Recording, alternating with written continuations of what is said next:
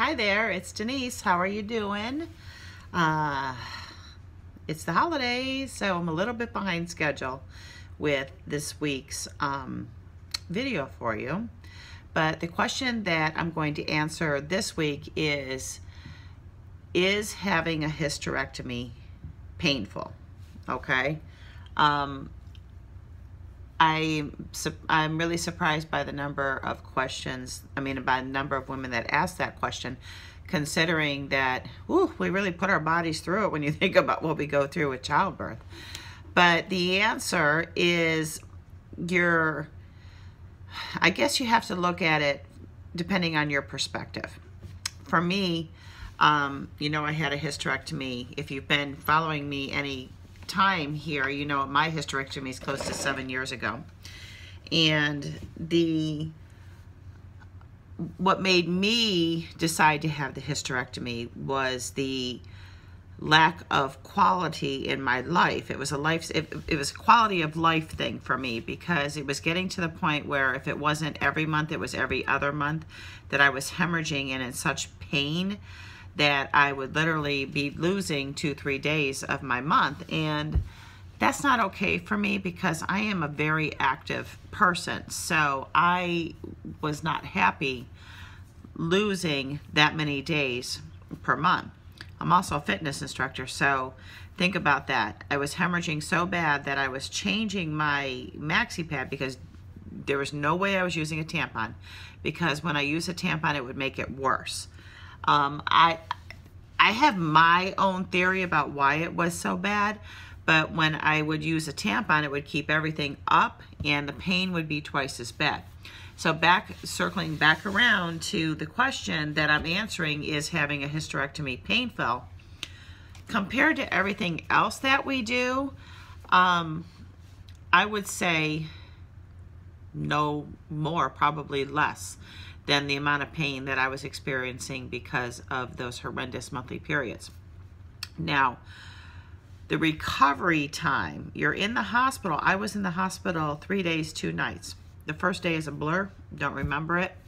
I don't remember being in any pain. They also had me on that morphine pump, or I think it was morphine.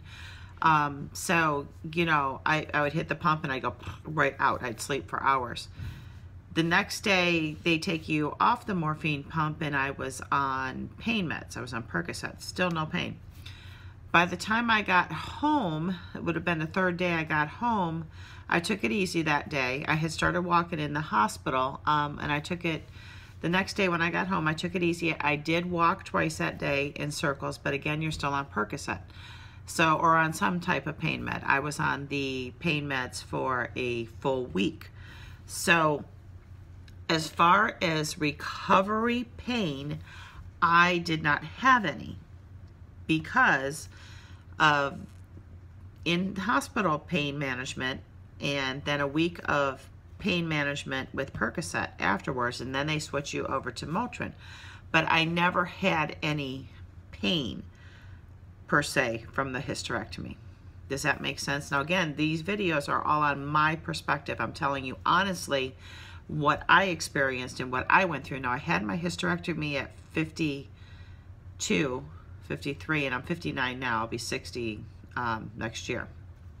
So I still distinctly remember it, but there really wasn't any pain. Now, where the pain did come into play was because you're supposed to be really careful with what you're doing, because you have to heal on the inside. You might look okay on the outside, but you have to heal on the inside. And I decided I was going to go out in the yard because I was feeling good, because of course I'm on pain meds. So I decided I was going to go out in the yard and start cleaning up horse manure, because I have rescue horses. Not even my mother was with me. She says, you probably shouldn't be doing that, and I'm like, oh, I feel fine, I feel fine. Psh, psh. Did not feel so fine that afternoon. So you do have to listen to your body. Actually, you have to make decisions for your body, because being on, like I said, on that pain management, you're not feeling any pain. So because you're not feeling any pain, you're not really thinking about it.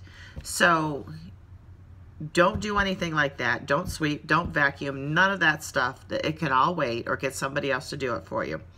And stay on track with your pain meds. If you're supposed to be taking those pain meds every 4 hours, you make sure you take them every 4 hours, because you do not want because it's consistently blocking the pain, and you do not want to accidentally forget to take that pill. Then you're in pain, then you have to wait for that pain medication to kick in.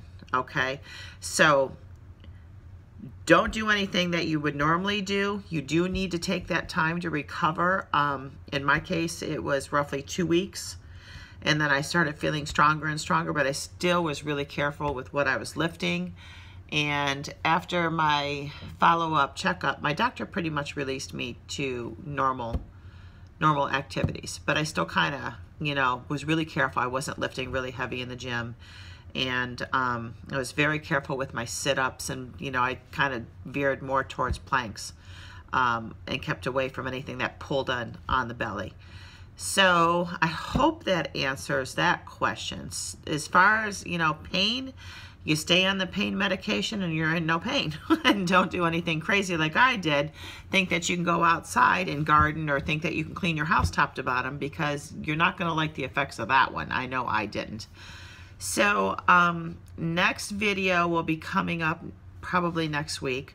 I am doing a jump start for us gals over 50. I'm close to 60 now. To get back on track with the new year. So if you want to get in that, reach out to me, denisesanger@gmail.com, and I'll get you in that group. It's a free group online. We're going to do a sugar detox to jumpstart everything. And I think that's it. Be sure that you subscribe, like, and any comments, put them below. You can get me at howtostayfitover50.com. You can get me Healthy and Fit Over 50 with Denise Sanger on Facebook and on Instagram. You got me right here on YouTube. And you can email me, denisesanger@gmail.com. Chat soon. Bye, y'all.